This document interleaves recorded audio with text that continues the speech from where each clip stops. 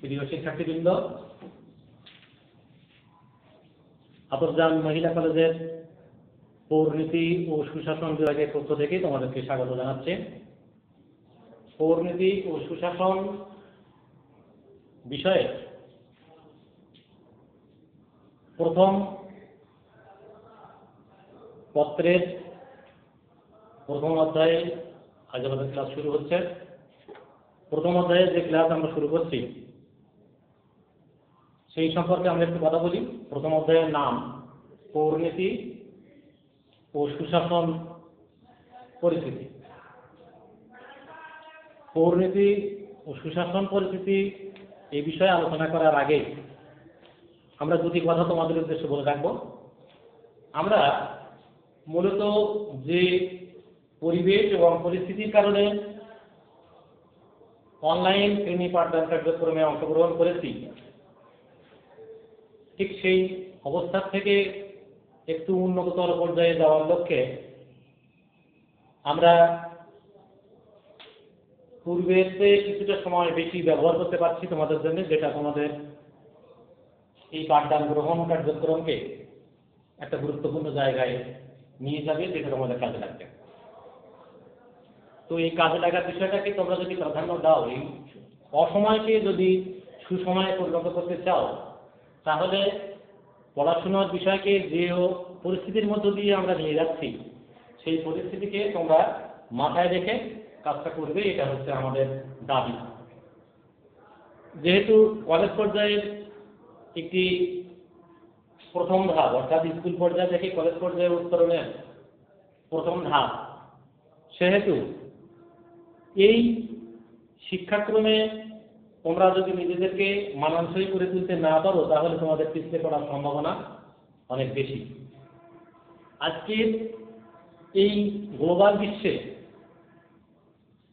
এই গ্লোবাল যোগাযোগের দিনে আমরা যদি নিজেদেরকে নিজেদের মাধ্যমে সেলফ কন্ট্রোল বা আত্মনিয়ন্ত্রণের মধ্য দিয়ে আমাদের কার্যক্রমকে পরিচালনা করতে না পারি, তাহলে কিন্তু আমরা পিছিয়ে পড়তে বাধ্য হব। যুগে যুগে সব সময়ে সব আমলেই দেখা গেছে যে একটা খারাপ সময়, একটা খারাপ অধ্যায়, একটা রাফ এজ চলে আসে। এই রাফ সময়টাকে যদি আমরা ভালো কাজের সঙ্গে সম্পর্কযুক্ত করতে পারি, তাহলেই কিন্তু আমরা দেখব যে আমাদের জীবনও সুন্দর সময় সুফল বয়ে নিয়ে আসে। তোমরা শুনে থাকবে যে আমরা বিদ্যাসাগরকে দেখেছি, তিনি রোড লাইটে বই পড়ত। রোড লাইটে বই পড়ার অর্থ হলো এই যে বাতি জ্বালানোর মতো অর্থ এবং সামর্থ্য তার ছিল না। পৃথিবীর তা বড় বড় বড় মনীষীদের কথা যদি আমরা দেখি বা তাদের জীবন সম্পর্কে যদি আমরা জানার চেষ্টা করি, তাহলে আমরা দেখব যে তারা কিন্তু একটা অন্ধকার সময় থেকে উত্তরণ ঘটিয়েছে। সুতরাং এটা যে একটা খারাপ সময়, এটা মাথায় রেখেও কিন্তু আমরা আমাদেরকে উত্তরণ ঘটাতে পারি। সেই লক্ষ্যে আমাদেরকে এই সময়টাকে ভালোভাবে কাজে লাগাতে হবে। ইংরেজিতে একটা কথা আছে যে well beginning is half finishing, অর্থাৎ ভালোভাবে শুরু করা অর্থাৎ অর্ধেক শেষ করা। তো সেরকম একটা দাবি তোমাদের কাছে রেখে আমাদের এই শ্রেণী পাঠদান কার্যক্রমে তোমাদেরকে স্বাগত জানাচ্ছি। আশা করব তোমরা আজকে মোবাইল বিশ্বের সঙ্গে নিজেকে যোগাযোগ রাখবে, অথচ নিজের অবস্থান এবং নিজের পরিবেশ এবং পরিস্থিতি সবকিছু বজায় রেখে পড়াশোনার মধ্য দিয়ে যদি নিজেকে এগিয়ে নিতে পারো, তবেই নিজের সফলতা সার্থকতা নিজেই অর্জন করতে পারবে। সেই আশাবাদ ব্যক্ত করে আমরা আমাদের কার্যক্রমে চলে যাচ্ছি।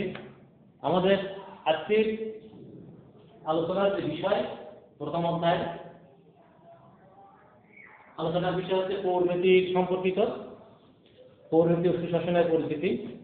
এই পৌরনীতি ও সুশাসন পরিস্থিতিতে আমরা আলোচনা করব পৌরনীতির ধারণা ও সংজ্ঞা প্রসঙ্গে। অর্থাৎ আজকে প্রথম অধ্যায়ের যে প্রথম টপিক, সেটার নাম হচ্ছে পৌরনীতির ধারণা ও সংজ্ঞা। তোমাদের যাদের মাধ্যমিক পর্যায়ে পৌরনীতি ছিল, তাদের কিছুটা এই সম্পর্কে ধারণা থেকে যাবে। তাদের পক্ষে আলোচনায় অংশগ্রহণ করা অনেক সহজ এবং স্বাভাবিক হবে। যাদের ছিল না তারাও একটু খেয়াল করলে বিষয়টা পরিষ্কৃত হবে। আমি কখনো কখনো স্টুডেন্টদেরকে কথা বলে থাকি বা বলেও আসছি যে পৌরনীতি এমন একটি বিষয় যেখানে সব মানুষের সম্পৃক্ততা বা সব মানুষের অংশগ্রহণ, যে কোনো পর্যায়ের মানুষের অংশগ্রহণ সেখানে সুনিশ্চিত করা সম্ভব হয়। এক্ষেত্রে দেখা যাবে কি যে টি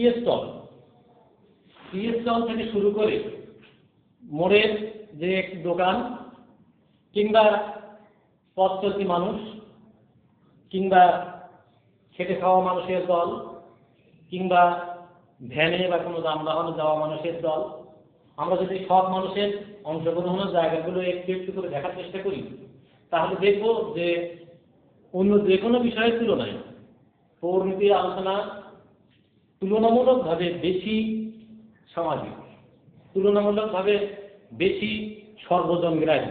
নিঃসন্দেহে এটি অন্য কোনো বিষয় বা অন্য কোনো সাবজেক্টকে অবহেলা, গুরুত্ব কম দেওয়া এরকম বিষয় নয়, বিষয়টি বাস্তবতা। সেই অর্থে আমরা বলবো যে পৌরনীতির ধারণা আমাদেরকে অনেকটাই মানুষ করে ফেলে। কেন সেটা? কারণ হলো এটা নাগরিকতা বিষয়ক বিজ্ঞান, সুনাগরিক হওয়ার শিক্ষা এখান থেকে গ্রহণ করা যায়। আমার কখনো কখনো এমনটা মনে হয় যে আমার বাস্তবতা থেকে আমি দেখেছি, যখন আমার অনার্স এবং মাস্টার্স, মূলত অনার্স যখন পড়া শেষ হয়ে যায়, যখন মাস্টার্সের শিক্ষা কার্যক্রমে ঢুকে পড়ি, তখন সেখানে যেসব পাঠ্যসূচি ছিল, পাঠ্যক্রম ছিল, সেইগুলো পড়ে আমার কাছে মনে হয়েছে যে এইগুলোই তো আগে শিখতে হতো এবং সব মানুষেরই বোধ হয় এইগুলো শিখে নেওয়া উচিত, কোনো সাবজেক্টের বিচার করে নয়। স্বাভাবিক নিয়মে সব মানুষেরই উচিত পৌরনীতি সম্পর্কে ধারণা গ্রহণ করা। অর্থাৎ সেখানে পৃথিবীর বড় বড় মানুষদের যে রাজনৈতিক দৃষ্টিভঙ্গি, যে দার্শনিক দৃষ্টিভঙ্গি, যে মানবিক দৃষ্টিকোণ ফুটে ওঠে, সেগুলো এত বেশি হৃদয়গ্রাহী এবং মানবিক যে আমাদের জীবনের প্রতি পলে পলে সেটাই আমাদেরকে আঁকড়ে ধরে রাখে, আমাদেরকে পথ দেখায়, আমাদেরকে নতুন পথের সন্ধান দেয়। যাই হোক, আমরা আমাদের পাঠদান কার্যক্রমে যখন অংশগ্রহণ করতে যাচ্ছি তখন আমরা আবারও স্মরণ করছি যে আমরা আলোচনা করব পৌরনীতির ধারণা ও সংজ্ঞা সম্পর্কে। তোমরা যাদের পূর্বে ছিল তারা জানো, আর যাদের এই কার্যক্রম থেকে শুরু, অর্থাৎ একাদশ শ্রেণী থেকে এই পাঠ্যক্রমের সঙ্গে তোমরা যুক্ত হচ্ছ, তাদের উদ্দেশ্যেই বলি যে পৌরনীতিকে ইংরেজিতে বলা হয় সিভিক্স। সিভিক্স অর্থ পৌরনীতি। সিভিক্স শব্দটি আসছে দুটি শব্দ থেকে, একটা হচ্ছে সিভিল এবং সিভিটাস। সিভিল অর্থ হচ্ছে নাগরিক এবং সিভিটাস হচ্ছে নগর রাষ্ট্র। এই সম্পর্কে আমরা একটু যদি বলার চেষ্টা করি, মূলত শব্দ দুটি আসছে ল্যাটিন শব্দ থেকে। ল্যাটিন শব্দ থেকে যে দুটি বিষয়ের অবতারণা, হাজার হাজার বছর আগের শব্দ প্রয়োগ, কিন্তু আজকে তার বাস্তবতাও কোনো অংশে কম নয়। তখন তাহলে এই যে আজকের যে রাষ্ট্র সম্পর্কে আমরা আলোচনা করি, সেই রাষ্ট্র সম্পর্কিত আলোচনায় আমরা কি দেখি? আমরা দেখি যে সেখানে জাতীয় রাষ্ট্রের কথা বলা হয়, কিন্তু তখন যে রাষ্ট্র নিয়ে আলোচনা করা হতো সেটি ছিল মূলত নগর রাষ্ট্র। এবং এই নগর রাষ্ট্রের যে জায়গা মূলত আমাদের আলোচনায় চলে আসে সেটি হলো গ্রিক। আজকে ইউরোপিয়ান কান্ট্রি, যেটা গ্রিক হিসেবে আমরা জানি, গ্রিস বলা হয়, এই গ্রিক নগর রাষ্ট্রের উপর ভিত্তি করেই মূলত আজকের পৌরনীতি পাঠদান অনেকটাই দাঁড়িয়ে আছে। সে প্রেক্ষাপটে যদি আমরা দেখি তাহলে বলবো তৎকালীন মানুষ একটা এলাকা ভিত্তিক যে সংঘবদ্ধ সেই সময়কার উপযোগী করে রাষ্ট্র ব্যবস্থা চালু করেছিল, সেটাকে আমরা সেই নগরের উপর ভিত্তি করে গঠিত হওয়ার কারণে তাকে আমরা বলে থাকি নগর রাষ্ট্র। এই নগর রাষ্ট্র কেন্দ্রিক যে রাষ্ট্র ব্যবস্থা, সেইটাকে উপর ভিত্তি করেই মূলত পৌরনীতির মূল আলোচনা। সেই অর্থে বলা হয়েছে সিভিল এবং সিভিটাস, অর্থাৎ নগর এবং নাগরিক এই দুটো বিষয়ের সঙ্গে যুক্ত হয়ে যায়, যেটাকে একত্রিত করে তৈরি হয় সিভিক্স বা পৌরনীতি। তার মানে আমরা আবারও যদি স্মরণ করার চেষ্টা করি, তাহলে আমরা বলবো নাগরিক এবং নগর রাষ্ট্রের উপরে ভিত্তি করে আলোচিত হয় এই যে বিষয়, এর নাম হচ্ছে পৌরনীতি। আমরা যদি আরেকটু খেয়াল করি তাহলে দেখব যে সংস্কৃত পুর বা পুরী, অর্থাৎ আমরা যদি একটু খেয়াল করি তাহলে দেখি যে আমাদের বিভিন্ন এলাকার নামের পরে পুর আছে।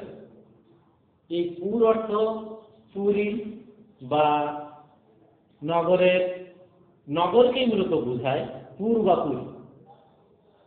এই যে নগরের বিষয়টাকে বোঝায়, এই নগরের যারা অধিবাসী, কোনো কোনো ক্ষেত্রে রবীন্দ্রনাথের গানে তোমরা দেখে থাকবে ও হে পুরবাসী, অথবা কোনো এক জায়গায় আছে যে পুরবাসী জনে এনেছি ডাকিয়া তোমারও অমৃত নাম।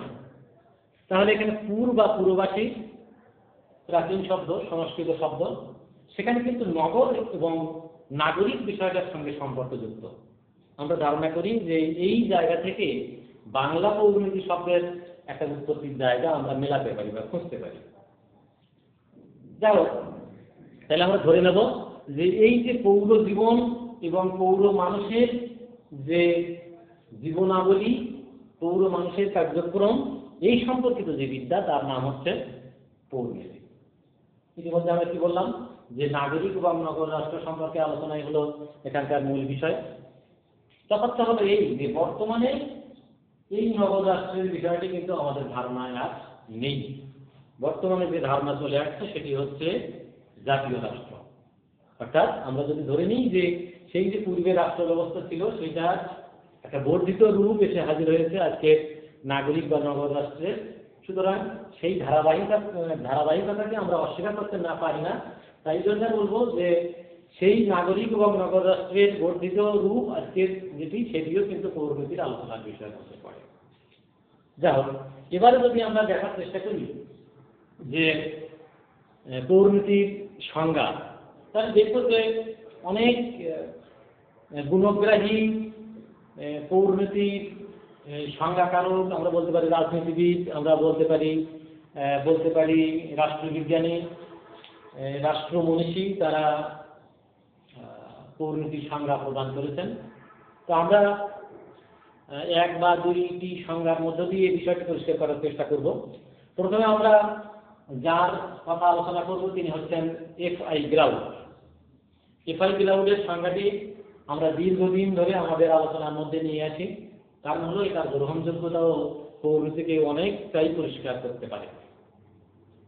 পৌরনীতির যাবতীয় বিষয়টি যেন সেটির মধ্যে লিপিবদ্ধ থাকে। আমরা দেখি যে পৌরনীতি সম্পর্কে কি বলেছেন তিনি বলছেন যে সকল প্রতিষ্ঠান, অভ্যাস ও কার্যাবলীর দ্বারা মানুষ রাজনৈতিক সমাজের প্রতি দায়িত্ব ও কর্তব্য পালন করে এবং রাষ্ট্র কর্তৃক প্রদত্ত সুযোগ সুবিধাদি ভোগ করে, সেই শাস্ত্রের আলোচনা করা হয় যে বিষয়, বা সেই শাস্ত্রকেই মূলত আমরা পৌরনীতি বলতে পারি, বা তার অধ্যয়নই হচ্ছে পৌরনীতি। আমরা যদি আবার একটু রিপিট করি তাহলে কি বলবো?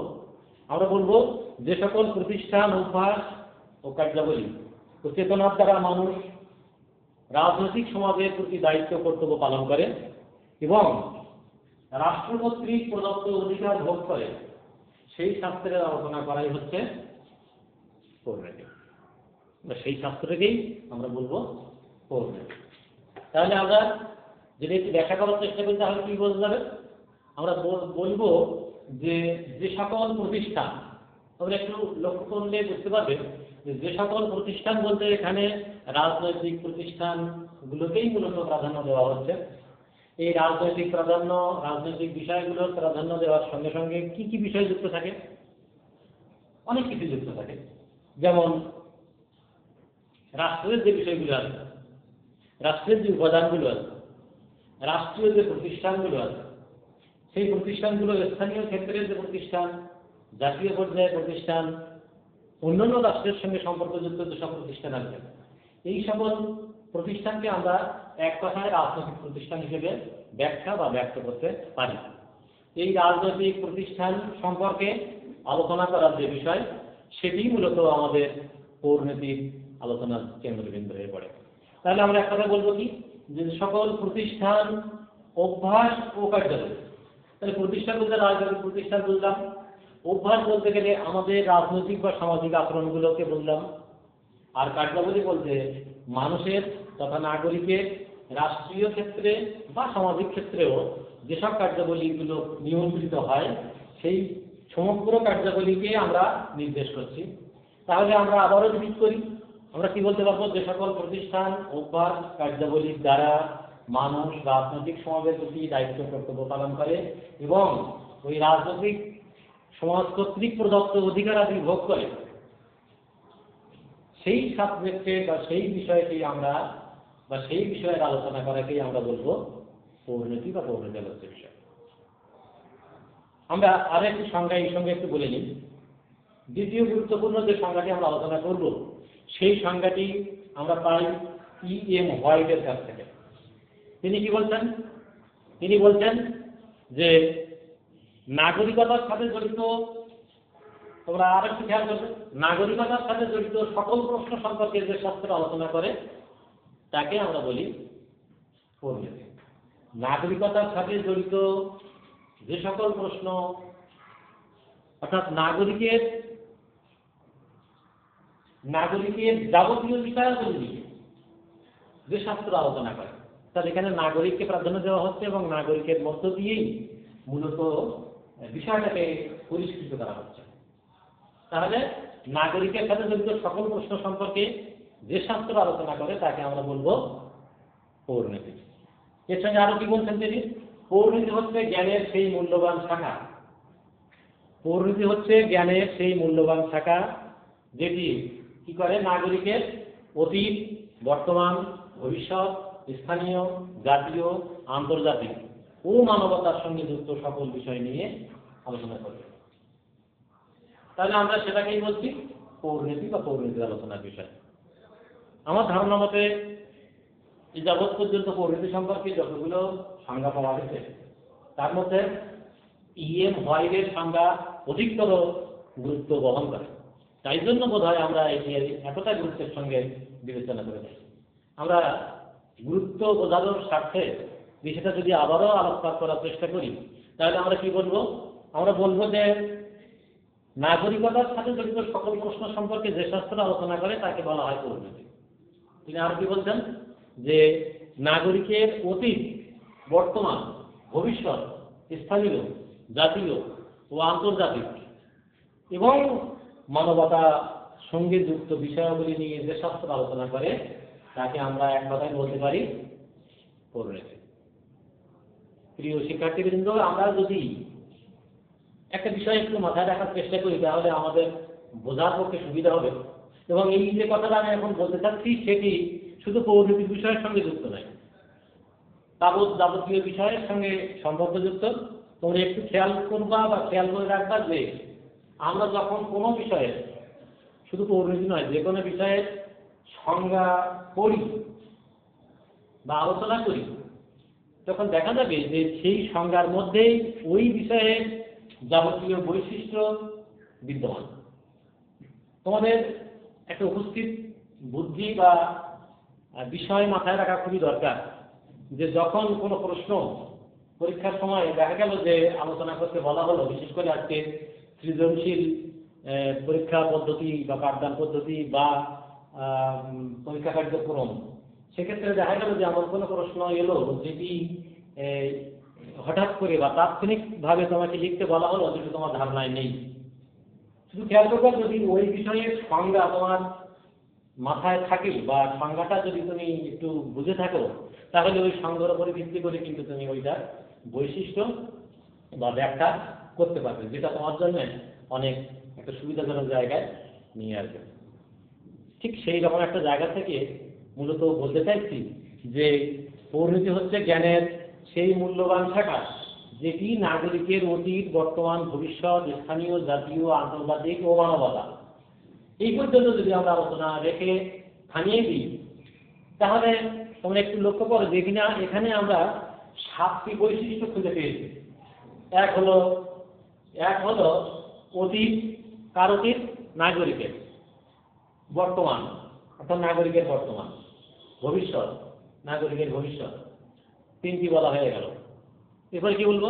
নাগরিকের স্থানীয়, জাতীয়, আন্তর্জাতিক। 6টি বিষয় হয়ে গেল। এবং মানবতা, অর্থাৎ নাগরিকতার অতীত, বর্তমান, ভবিষ্যৎ, স্থানীয়, জাতীয়, আন্তর্জাতিক, মানবতা, এই 7টি বিষয় আমাদের আলোচনার মধ্যে চলে এলো। তাহলে আমরা যখন বৈশিষ্ট্য বলা হবে সেটি আমরা আগামী ক্লাসে আলোচনা করব। সেক্ষেত্রে আমরা দেখব যে পরিধি বা বিষয়বস্তু বা বৈশিষ্ট্য যেটি হোক, ইএম হোয়াইটের সংজ্ঞার মধ্যে কিন্তু আমরা পেয়ে যাচ্ছি। তাহলে আমরা একটা কিন্তু বলতে পারি যে এটি মাথায় রাখার মতো একটা বিষয়, যেটা পরবর্তী তোমার কাজ দেবে। যাই হোক, প্রিয় শিক্ষার্থীবৃন্দ, আমরা আজকের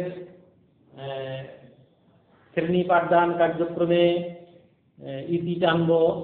আজকে আমরা আলোচনা করলাম পৌরনীতির ধারণা ও সংজ্ঞা সম্পর্কে, এটির উৎপত্তি এবং শব্দগত বিষয় এবং প্রামাণ্য সংজ্ঞা। আমাদের আলোচনার সঙ্গে তাল মিলিয়ে যদি তোমরাও একটু বইয়ের বিষয়টা মাথায় রাখো, তাহলে তোমাদের বোঝার জায়গাটাও অনেক পরিষ্কার হবে। আমাদের সময়ের স্বল্পতার কারণে সেটি বিস্তারিত ব্যাখ্যার অবকাশ রাখে না। সুতরাং আগামী ক্লাসে আমরা পৌরনীতি ও সুশাসনের পরিধেয় বিষয়বস্তু সম্পর্কে আলোচনা করব, এই আশাবাদ তোমাদের কাছে রেখে আজকের শ্রেণী পাঠদান কার্যক্রমে তোমাদের সবাইকে আবারও ধন্যবাদ জানিয়ে শেষ করছি। সবাই ভালো থাকো এবং আজকের করোনাকালে নিজেদেরকে সাবধান এবং পরিবেশকেও সচেতনভাবে সাবধানতার সঙ্গে সময় কাটাও। ভালো থাকো, এই বলে আমি আমার ক্লাস আজকে শেষ করছি। ধন্যবাদ সবাইকে।